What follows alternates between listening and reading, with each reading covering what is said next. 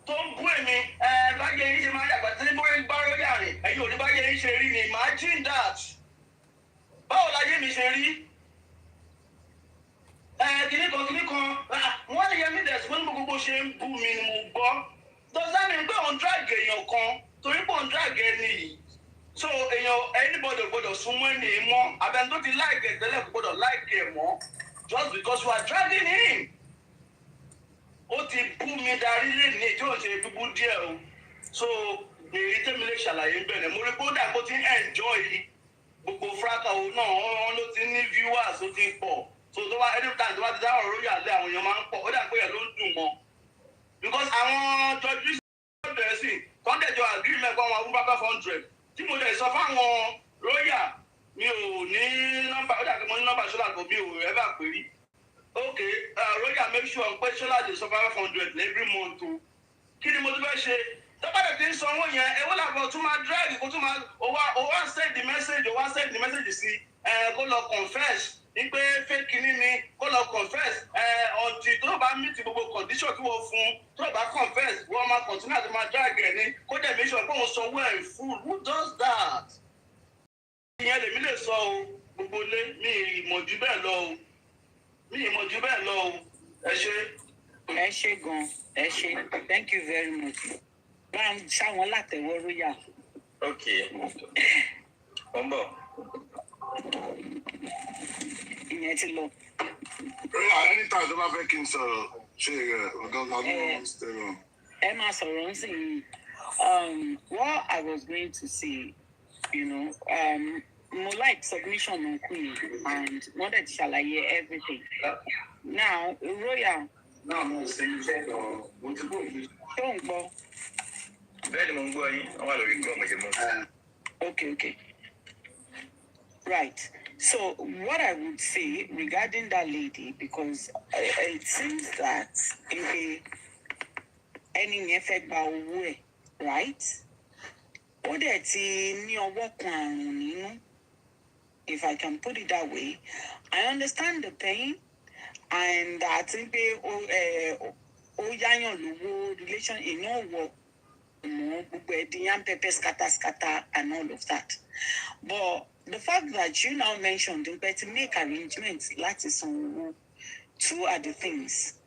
Either kẹwàá come to an agreement as a final resolution in pé okay o ṣé bàbá yẹn ready àti sanwó èlò báyìí ni wọ́n need as come to an agreement yálà ó drag kò drag because like I said owó yẹn pọ̀ gbogbo side ló ní ọ̀rọ̀ títí wọn. Each and every one of you led the right in your own way. However, the way she probably went about it, putting you in between that matter, you were going to mama drag, you know, the owó jáde. Èèyàn ní that you were sensible. Ìwọ náà jẹ́ lówó arábìnrin. Ìwọ ló máa mọ bó ṣe máa gba owó ẹ̀. Osha, Mama Lejo, a concern for me 30 seconds. Osha, Kaleba, I've been more time no time.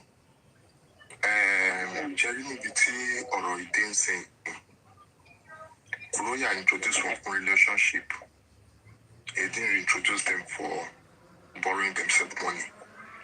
It doesn't even concern Royal at all. Roya doesn't have anything to do with the money. He is not going to go to any negotiation about the money. Maybe Toro Yede didn't say, Kadasile Kolukaluku Amasha. Benny. Kadasile Kolukaluku Amasha. Ojubelo. Because they've made efforts. They've made efforts to resolve it, but she wasn't forthcoming. From all the things I've heard today, they have made efforts. We go agree this time. Oh, yeah, this time she go agree. The next minute she will open live. Let me know that one. Let me doesn't need that money. Let me doesn't need that money because she's not going to stop. And follow the call. Let me follow the call. Even Royal about I will not stop dragging. What else do you want? I don't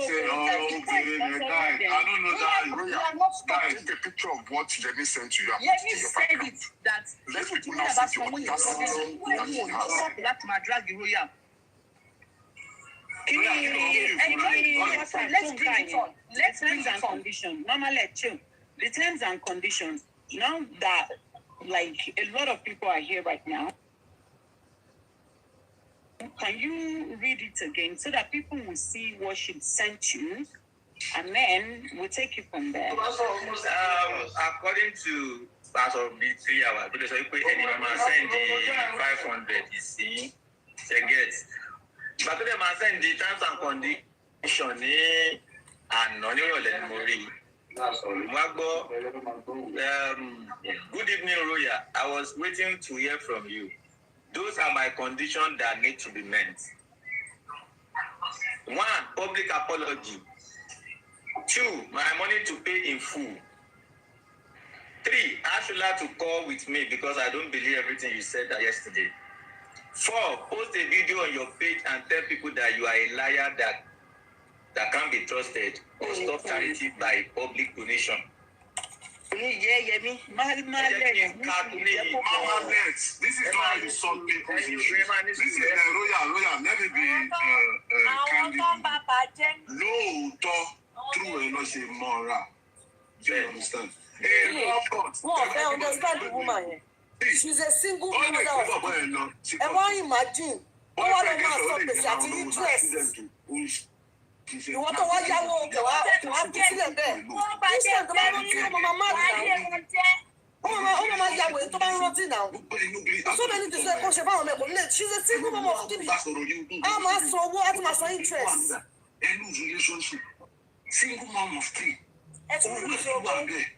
Ẹgbẹ̀rún máa bínú. Ta ló lè ṣe Farayàwó. Bóyá ò ní ẹ̀ṣẹ̀ lóòótọ́. Bóyá but you been saying everything. Even that young man tó wà bẹ́ẹ̀. Who support kò dáwó padà orúkọ ọmọ yẹn ní ìlú òyìnbó credit visibility tó bá fẹ́ rà ní anything wà máa please ẹjọ́ má bínú òòṣà ara ta yẹn ni o lóyà jọ má da ìlú. Ọlọ́run á jẹ́ kí ó dáa fún yín tọmọtọmọ. O lè tó bẹ́ẹ̀ kó ló wò ní sọ. Ó máa sọ mọ́ṣẹ́jì tó máa sọ aṣọ fún ọmọ máa ṣe kí ni kan wà á rí owó ìwà fún gbogbo owó tó ń ṣe ó fi sọ gbèsè. Àwọn èèyàn rẹ́kọ̀dù wà ń pè olóòrùn oúnjẹ àwọn èèyàn oúnjẹ tó wúwà bó ṣe gbọ́ wíyẹn bó ṣe sọ wíyẹn dá kúrò lórí yẹn alẹ́run ara obìnrin 13,000 pounds. Tó bá ṣe rántí ní màmá bí ni ó ní bàtà wá ìjọ tó ń jọ́wọ́ èèyàn kí n tó wà fún ọkọ̀ owó mi kan olóòrùn yá owó sí láti sọ lọ́sọ̀rọ̀. Kó gbé kó gbójú ẹ o ti wọ́n sẹ́ àárẹ̀ máa ṣe gégé ẹ̀wọ̀n ẹ̀gbọ́n tó sọ̀rọ̀ ń sẹ́. Of course now tó bá bí ní àárọ̀ kájí ọlẹ́ ó máa ti ṣàdí ara agbóná ara àtiwálé ara agbóná ó lè máa fẹ́ terms and conditions wọ́n ti wọ́n máa jọ owó lórí sálárì sórí àfihàn ẹ̀ ó ṣoore jákòó kó ṣoore ó yá boyfriend ẹ̀ ó fi sọ owó school ìyẹn wà sán online ilé ìgbòlówó àwọn ṣáwó yẹn bí mu tí ò bá sán á disturb ẹ̀. Yes, only 6 years. Wọ́n ti gba kínní òun jẹ káàdì òun jẹ tó òun lè dá kankan tẹ́lẹ̀ ẹ̀ mọ̀.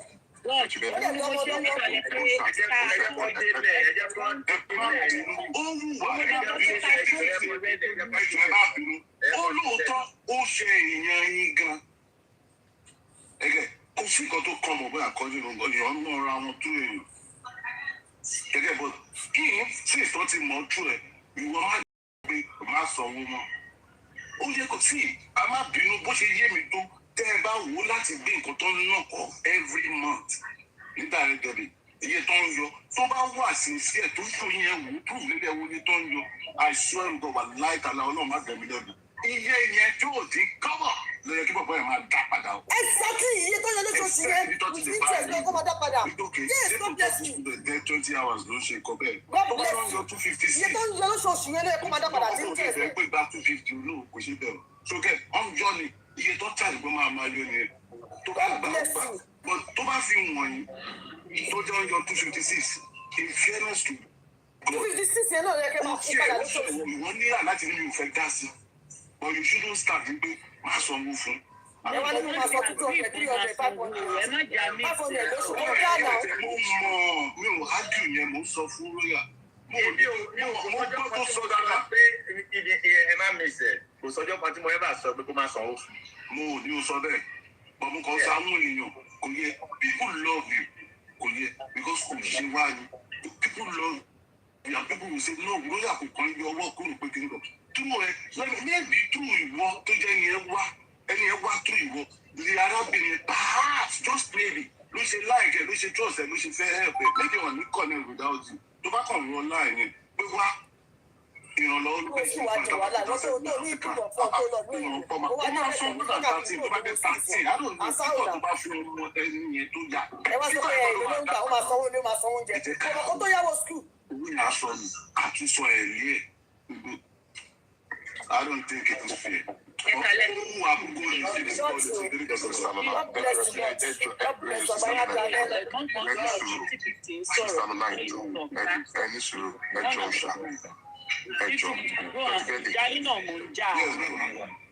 Dr. Belly, mo disagree with you, respect you. And I will tell you why. I will tell you why. Royal Lojoko Sebi, I was almost 1 day there.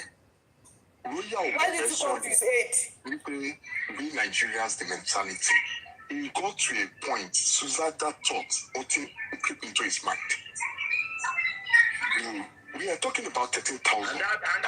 Mention this.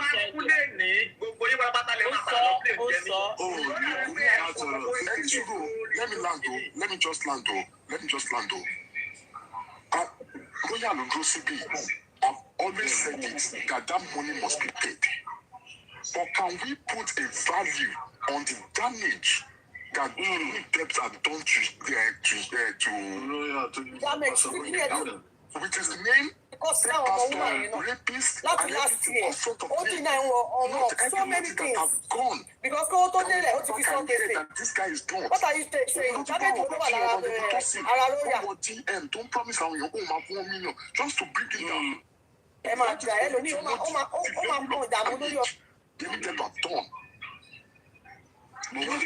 said respectfully, I was on go with him to almost 1 a.m. this morning.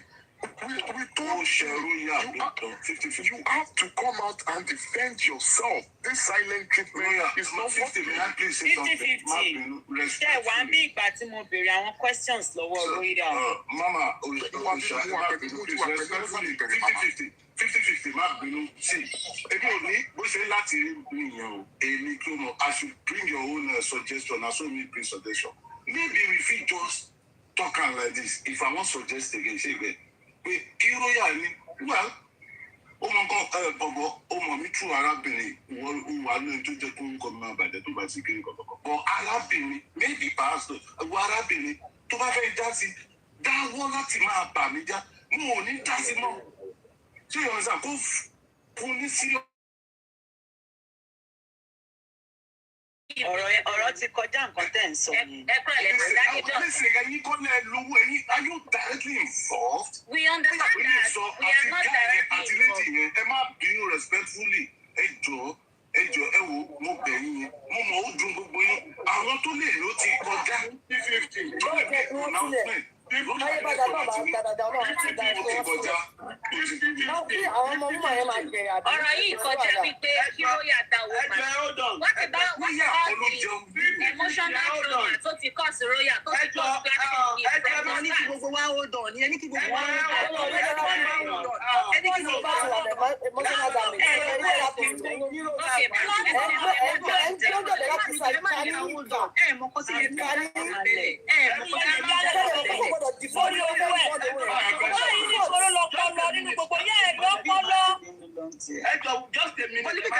Àwọn tó mọ bọ́rọ̀ ṣe ṣẹlẹ̀ yẹ́nì máa wá sí ìbáyìí sọ máa wá sọ̀rọ̀ láì wọ́n máa manipulate iṣu wọ́n máa sọ pé wọ́n máa manipulate.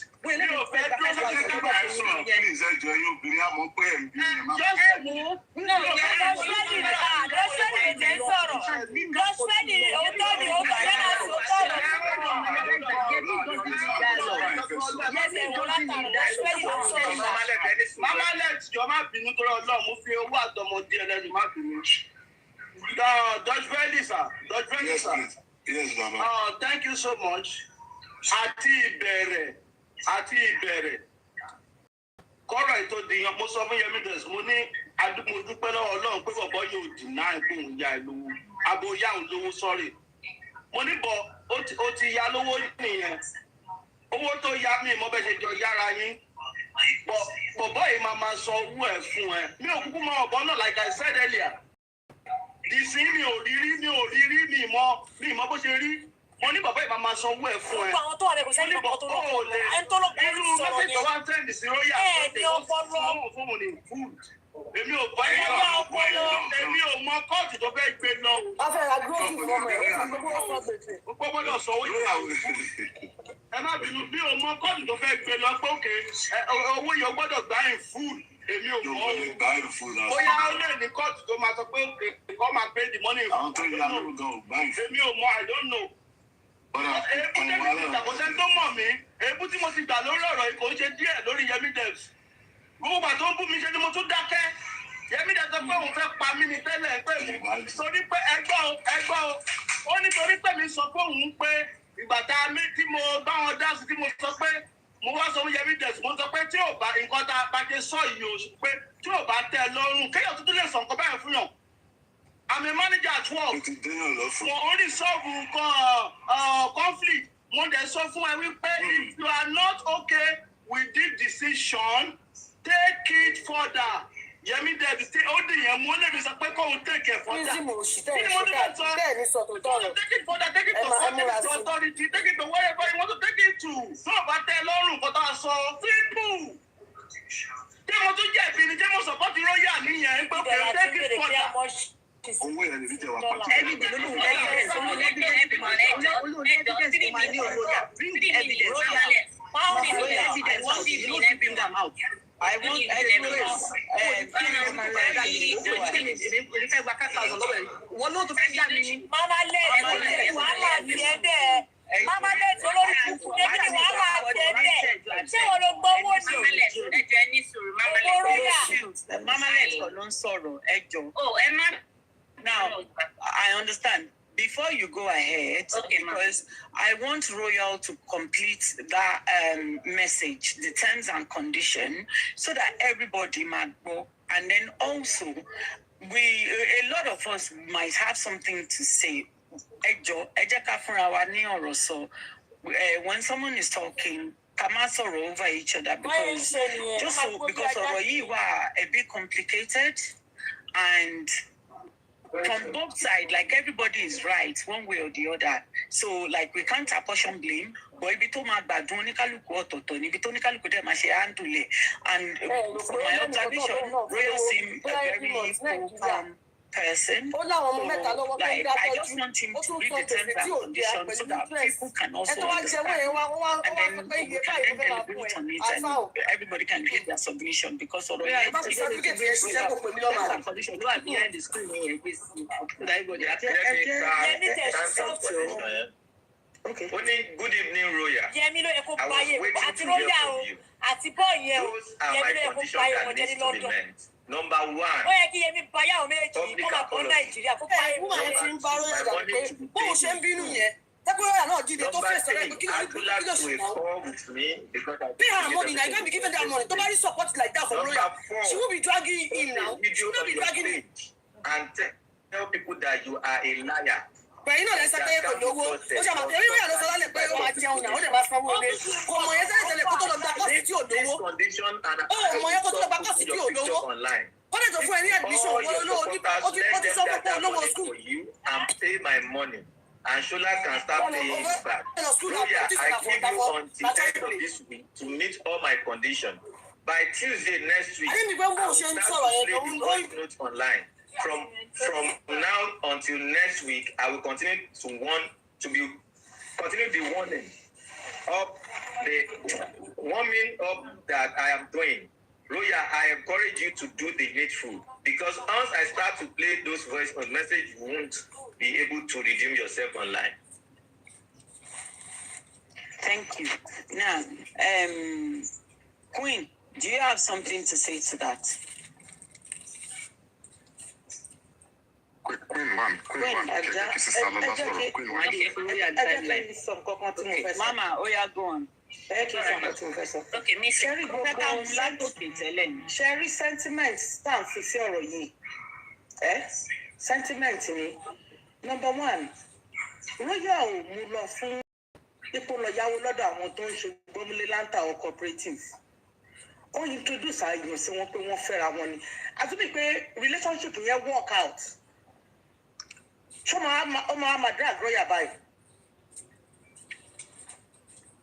again ó sì nǹkan tó kan lọ́yà bí èèyàn ló sọ pé gbé pósítà bọ̀bọ̀ yẹn sórí péèjì ẹ̀ lọ́yà nìkan ló gbé sí tẹ́lẹ̀ every sentiment lọ́yà I know is going to affect you wọ́n mọ̀ kó mọ̀ affect it because ẹlẹ́rọ ara ni gbogbo wa. But at the same time, if I would say it, we are not anything bother ẹ. Tí bọ̀bọ̀ yẹn sórí tẹ́ bá lọ sí court, kò sí nǹkan tí court lè gan fẹ̀sùn. Ṣé o ti gbọ́? Má jẹ́ kó dẹ́rù bẹ́ẹ̀, má jẹ́ kó ayé náà. Ṣùgbọ́n kóòtù ọ̀run wà bẹ́ẹ̀. Kóòtù ló fẹ́ sọ. Tí kóòtù ayé ò bá ṣe ọkọ̀, kóòtù ọ̀run kọ́. Òun ní ẹ̀kọ́ Ọlọ́run kì í gbẹ̀bí fọ́lá rẹ̀ náà. Kóòtù lè fẹ́ sọ. Tẹ́ bá dé court, tó bá ní 20 pounds. Ẹ kò ní sí ìkọ̀kọ̀ bọ̀ nítorí Ọlọ́run máa ṣe ń kọ́. Missy, correction, royal kọ́ ló jẹ́ lówó. So royal court òun sọ pé kí royal sọ. No, that's what I'm saying. Ní pé kó má jẹ́ kí anybody halẹ̀ mọ́ òun.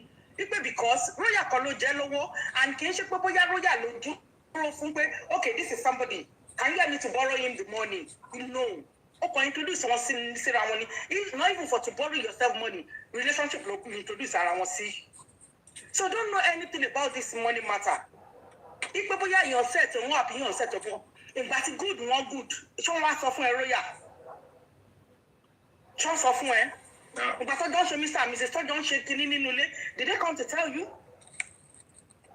We don't need. Tó bá jọ́dọ̀ lẹ́gẹ́ náà ti pàdé.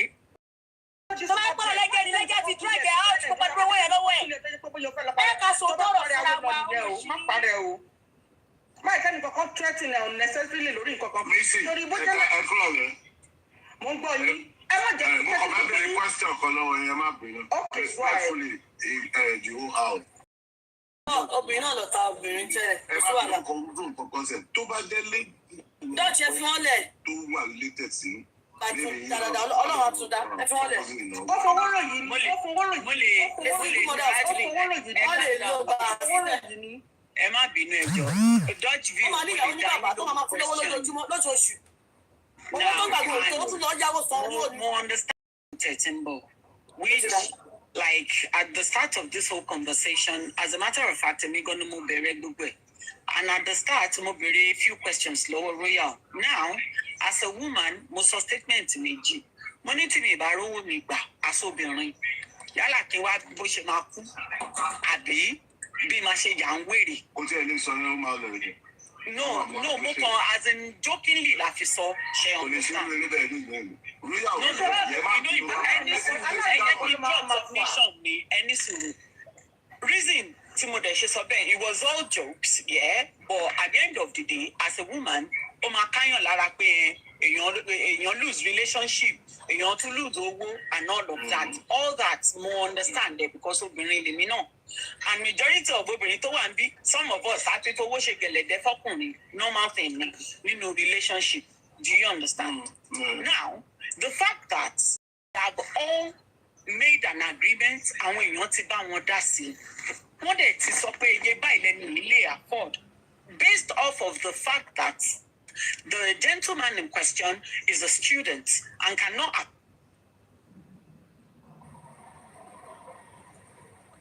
Ìbò lẹ ṣe ń sọ.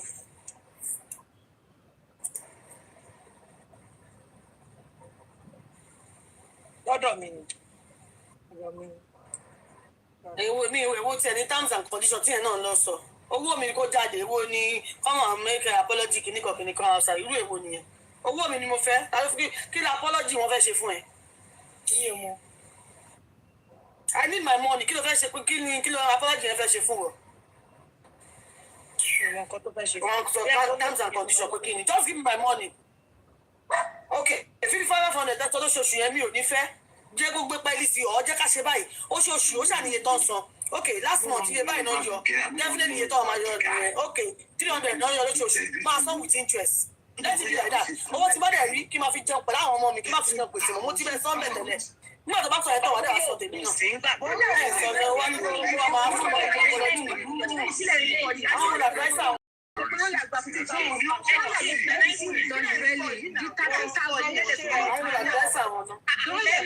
Nǹkan tí mo fẹ́ lélẹ̀ ẹ̀jọ̀ ilé báyìí náà lọ fún lóṣooṣù. Let it be paying with interest. That's all. Ìbá sọ̀rọ̀ tán èyí tẹ́bi ti fẹ́ san tẹ́lẹ̀tẹ́lẹ̀ wà dẹ̀ mi yẹn lẹ́nu mo ní bẹ́ẹ̀ sọ fún mi yẹn lẹ́nu.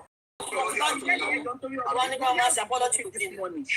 Àwọn àgbàṣà yẹn wọ́n ló bá yẹn kú àwọn. It is not royal. Why are you dragging royal into this? Let me pay. Let me pay. Mama, let's see.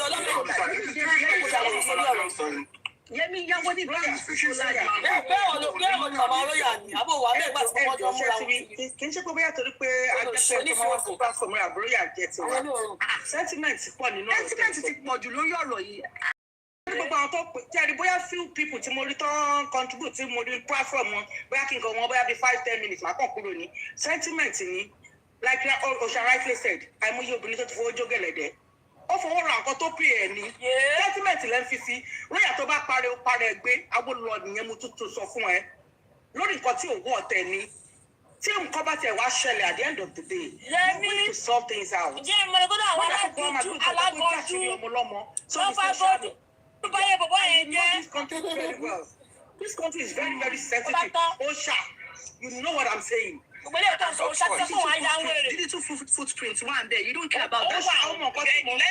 not get it wrong.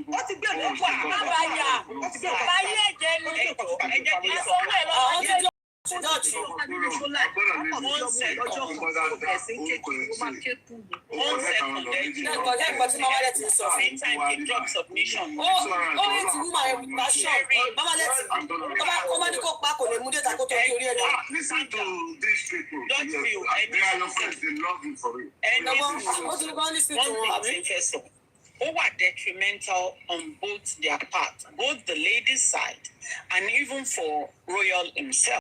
Because Toba Bauruko Eje, ìwọ náà ní credit score ẹ tó máa bàjẹ́ and all of that. At the end of the day, you'll be left with so much debt, even if you go to court. Tí bọ̀bọ̀ yẹn bá ní £1 òun nílò òun lè afford. £1 yẹn ló máa sọ fún ẹ kó dé sí. Ọ̀rọ̀ àyín tó sọ fún òyìnbó pé òun ní owó oṣù tó sọ fún òyìnbó pé òun ní owó oṣù tó káàkà.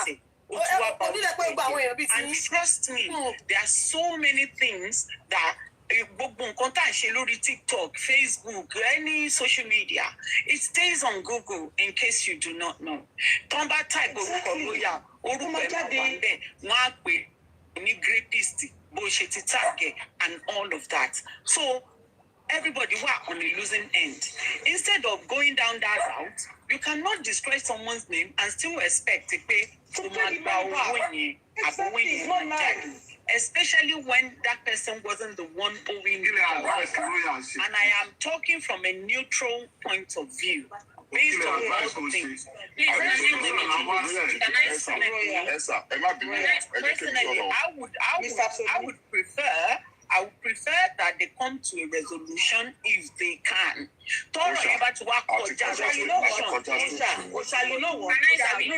Conclusion.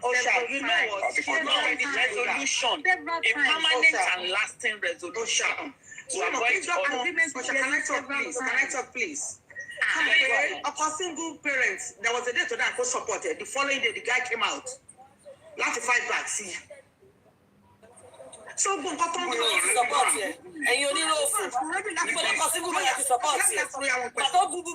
Is that just a family? We're not the matchmaking one. You want to support it. I know, Ricky, I know. 50-50. Because I don't know. But 50-50, ask yourself. Ask yourself. I don't know that.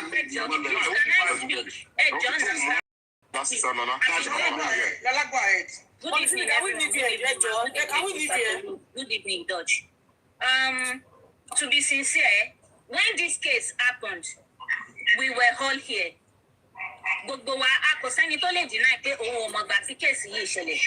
And when this case happened, it took a whole lot of courage and perseverance for Royal to come out. People were standing behind Royal, just ignore. I swear. Does Yanni know how long she was traumatizing Royal when she started opening her life? You have caused him to. People are máa san owó tí wọ́n yọ lórí ẹ̀gẹ́ yẹn ní every month. Ó tán. Ètò ìdọ̀tí máa san sọ́kàn nígbà tó bá san yẹn tó kó padà san. everybody mú take salary wọn lọ sílé òun fi ti gbé rẹ̀ san gbèsè láìsí pé òun lọ́kọ ẹ̀. It is her story. Age is just a number, and sir, I beg to differ also when you said she spoke ghetto. How? Please, in all her pronunciation and all her narrative, there is no place she spoke ghetto. She said, I want to blow. All I want to do, I want to blow. I mean, even our kids that are abroad can say that. Oloyi, that's not ghetto. That is not ghetto. It's not ghetto. We're just speaking English. We're just speaking normal English now. Ọmọ mi ò yẹ kó Bella fẹ́ ṣe wedding ṣá. Ṣé o tún fẹ́ ṣe lọ́dọ̀ yìí? Tani? Bella. Oloye. Sẹ́yìn tí gbàṣọ yẹn. Girl has been out of school. Has been. What you miss, man? When you're not judged, see the way she's actually speaking. Àtẹ̀mùkẹ́ ti gbàṣọ tí wọ́n. That's our age. That's what I'm saying. Ọmọ ṣe wedding lọ́gọ̀ on the street. She's been on the street all her life. Kílẹ̀ rí mà. Ọmọ ṣe wedding lọ́gọ̀ sẹ̀. Òun àti kílò kọjá bí. She didn't use the F word. She didn't use any derogatory word. Oloye, yeah. Foul that I've heard though. Ó ti rí màmẹ́. Ó ti rí màmẹ́ tó jí. She's been on the street. And she's We have been through in life, it's a lot. You see, every one of us, how we speak is our story. What that girl, what they have been through. Listen good. He said, the mother said, go in front of K1's house. They will beg you can imagine a girl that has been through all that. All of that. She can still express that. Àwọn ti gba tiwa ṣé yóò wá nílò ni. Àti ọmọ kókó ni o, 3 months old ni o. Àwọn pé ìtẹ́ Yorùbá mà wá mọ̀. A pè ìtẹ́ Yorùbá mà wá mọ̀. A pè. Ẹ̀ẹ́dẹ̀gbọ́dọ̀ má lọ. Import wo ni Bella mú wá táyé àwọn yìí. Aṣá ti pè ìyẹn jẹ gbọ́dọ̀ lọ. That's my own. Ẹ ṣe wá ní lọ. Tó bá ti lọ sílé kí wọ́n kàn jẹ́ kó wọlé all of those things that she has claimed. Àwa ni influencer tó fẹ́ cover event yẹn lọ́jọ́ yẹn. Ìyàwó ẹ̀ sí lóyún náà. You see, with all the examples and all the places these people have mentioned, ìyàwó ẹ̀ sí lóyún. So lẹ́yìn ìwà rẹ̀ ti lóyún kí ló kù. It goes to show that they have been to places that are very, very relevant. It is K1 that should step up. Àṣé gírámà ẹ̀ ọlọ́sùn àwọn ọlọ́sùn yẹn ni ẹ̀yà yẹn. That girl, they're mentioning names now. Yes, they have been. They have tried.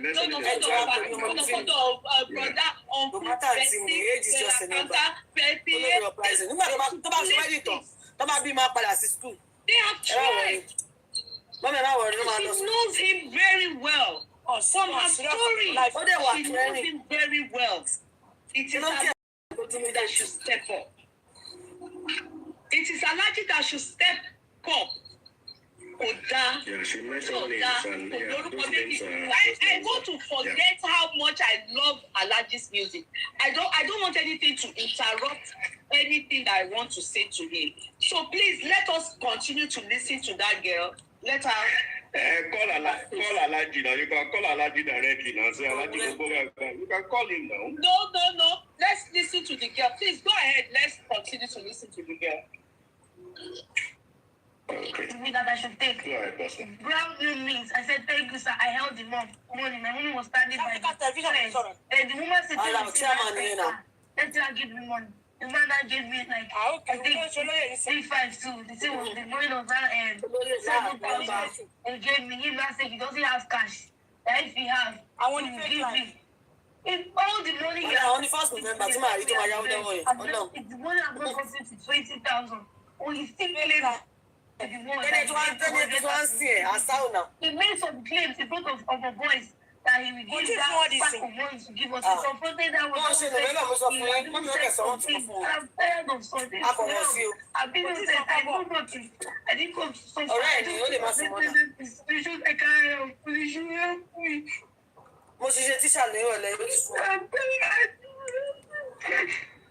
Okay, stop crying. Okay.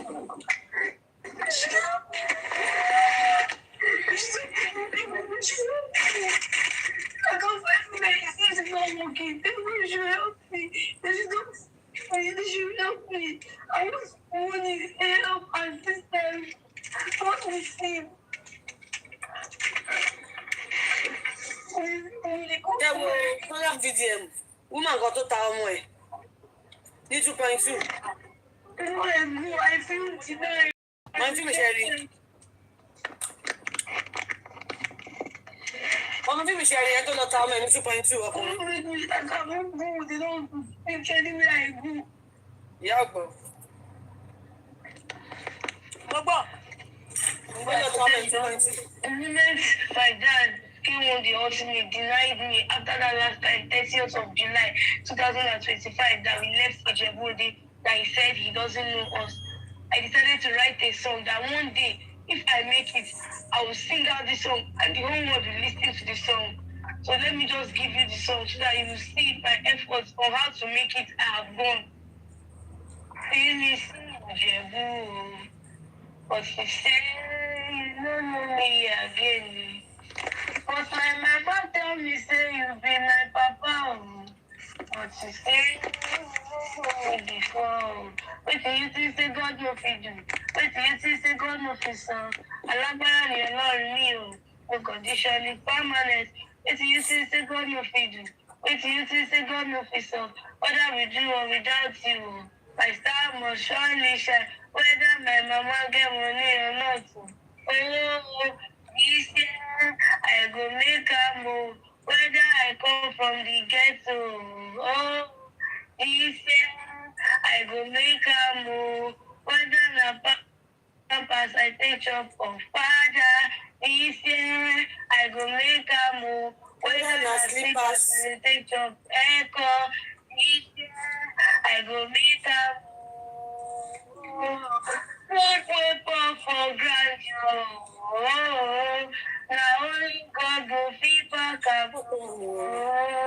What give me okay? La mi mole, ẹ̀dá mi nígbà. What weapon for granted? Now only God go fit back up. What give me okay? La mi mole, ẹ̀dá mi nígbà. This year I go make a move. With God I go make a move. This year I go make a move. With God I go make a move. Sweet weapon for grand. Ìgbà tẹ́yìn 104 ń wò wá tẹ́lẹ̀ wọlé. Ìgbà tẹ́yìn náà gbà tí a. 38 balls lásán. Ní wọ́n á jókòó sórí wa. Yẹ́n wá gà sí lọ́jọ́ kò sí wájú lé náà wà. I still need to go into my intro. The first intro I started with before I wrote this song. Once they give me the mic, I use some rough words so that at least I can make it like 2024, 2025 January. I performed at Pashewu Carnival on the 24th of January by DJ King. He was their DJ that day. So he knew me, but he didn't know I was the one by my official look until the introduction of my name. It was not like, are you this? He asked me to repeat my name 3 times before he found out I was the one.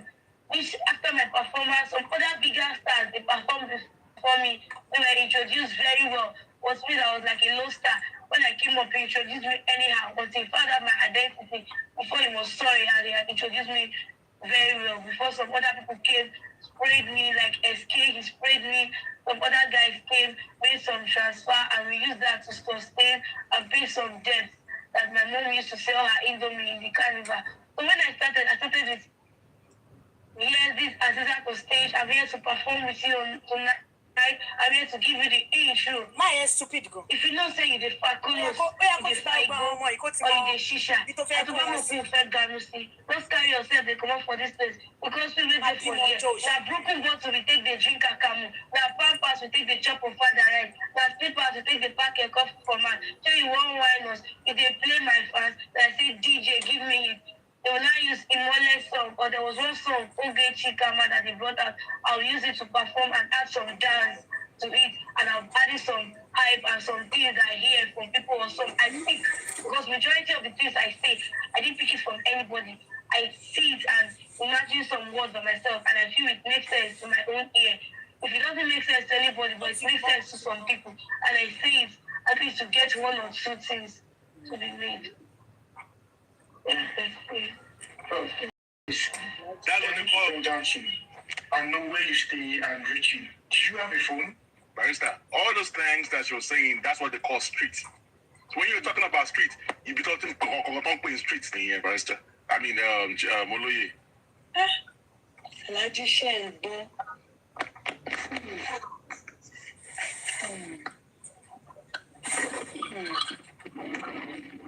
Is that all? No, sir. Do you have a phone? No, sir. During cashless policy, before when Buhari was still there, so things were so bad and tight. I sold the phone so that I can buy foodstuffs for my children. And the NIN, they suspended my NIN. So I've been going to Aswani to retrieve it because if you go to these people, they will still say to fight suspension, you must go to Aswani.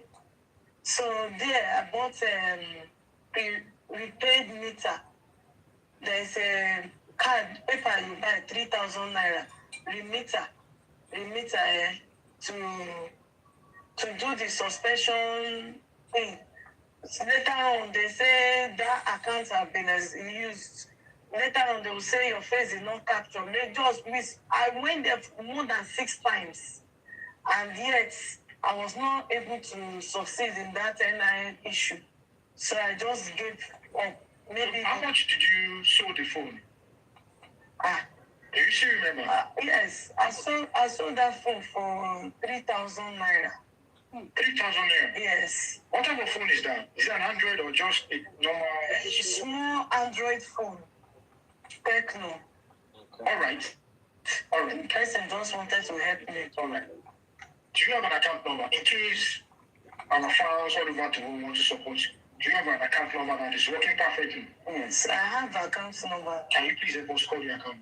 My account detail is Women Bank 01 20 13 36 66 Ogechi Eliana Amahut. That's all. Listen to you people to go and listen to the account number. Anything you have, go and put it on. Titi Coach, we do. Titi Coach. Titi Coach is they greet you. Wàsí ọ̀rọ̀ lọ́tọ́ wẹ́ fi ẹ̀pùn. Àbẹ́ni mo ní kó máa rán ẹ̀pùn sínú òkò kiri. Alhaji, if I talk to Ogechi, Ijima, Alhaji, I will talk to you. And I think I spoke a bit yesterday, and I'll just talk to you before I talk to Ejima, who is Ogechi. Alhaji, I said yesterday and I'll repeat today. What you are more than it. Ọlọ́run ti gbọ̀ngbọ̀n. You come from a background that is poor.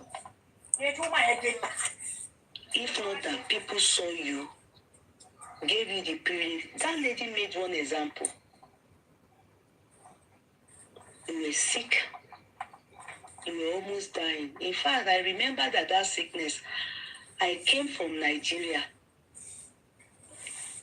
I think that was the year that I went to do I went to Nigeria, with my friend. That was the year I did tattoo on my bro and it messed up. And I remember, or maybe not that year, but one of those years, K1 used to have Percy Ademoku used to, organize New Year show, concert for K1 at Water Parks in Ikeja. If you know about it, please type I know it. That year, K1 was now singing it was, sorry to say, it was so boring. Ask me why. I'm very used to K1's song that, the anthems and, when he gives it to us, we'll be so happy. All of us that came from abroad, we will assemble. I think they have started doing it again, but another person is now the one organizing it on January time. But this one I'm talking about takes place on the 1st of January. Water Park is one. So it was so boring that day. I just said, hey, what happened to this man? No. He was just saying, nígbà náà ni wọ́n wá gbé mi lọ sí Canada. Mo rí ikú báyìí, mo dé owó làbí wọ́n ṣe. He just said something happened to him. He was coughing, he was dying. Till tomorrow, I don't know what it is.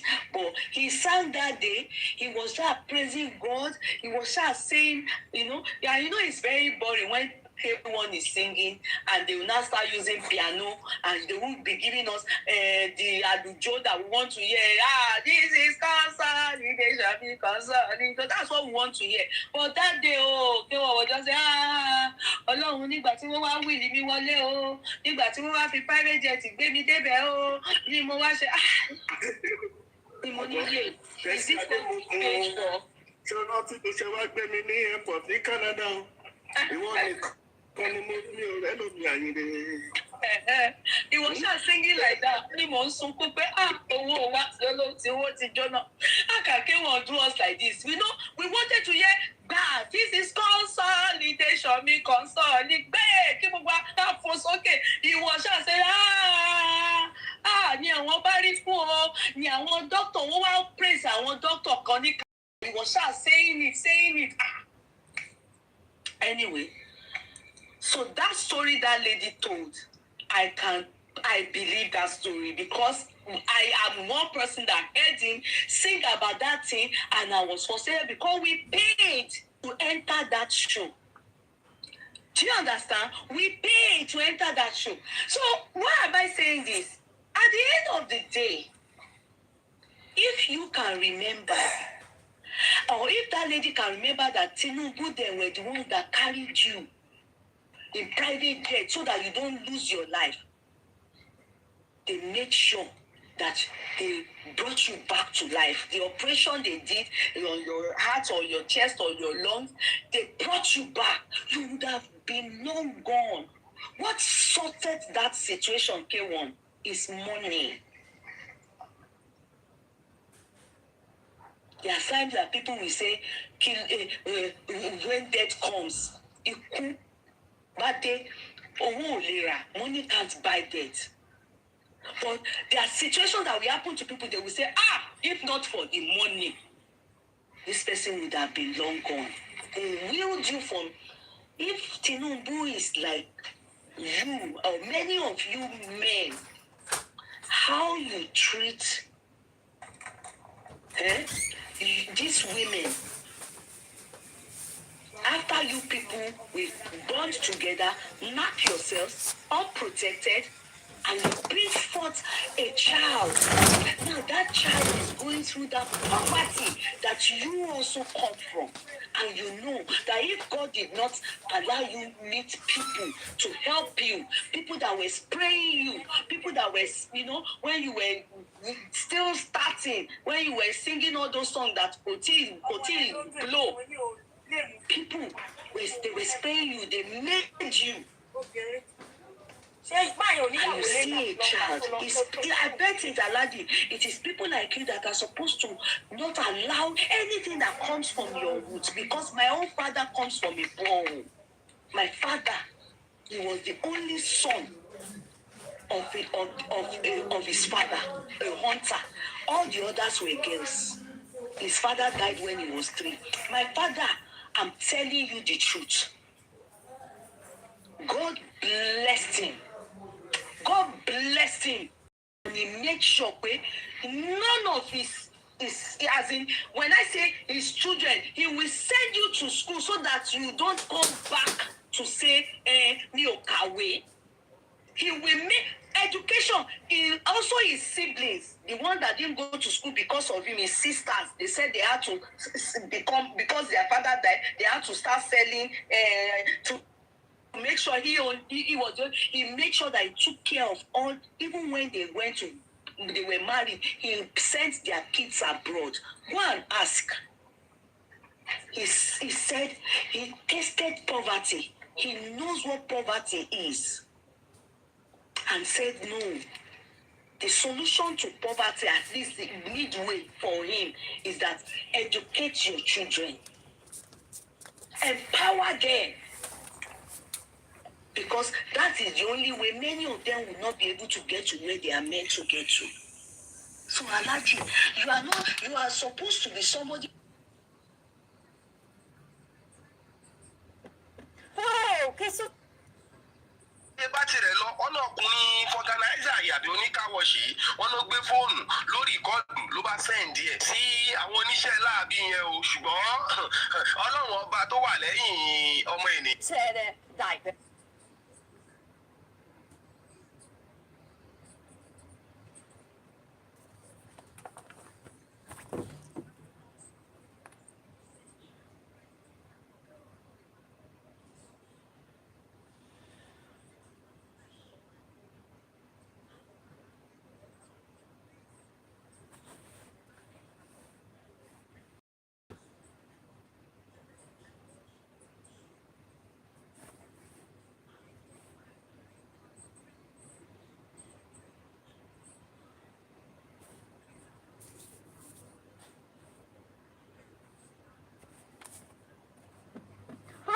okay, so Ted.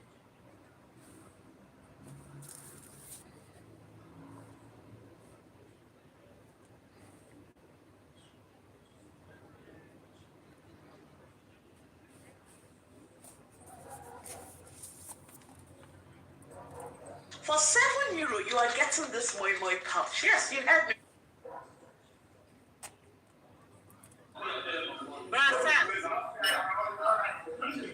Three my things out. As I'm waiting happen again. Who's my crime again? She answered I should go from the market. If I don't have money to go and collect a clam, I should leave the market. Meanwhile, there's one man that used to. Mo rò pé ní 2013 ló ń bí ọmọ yìí ni. Àbá follow up ni. Ó tún ní àwọn padà sínú ọjà 2003, 2004. How old wá lọmọ? Ìgbà tó bẹ̀rẹ̀ story yẹn kò ní kí ó lọ ó yẹ yí tó bá tún ti rí pé òun ò ní enough á tún kúrò náà ọjà yẹn á tún padà wá.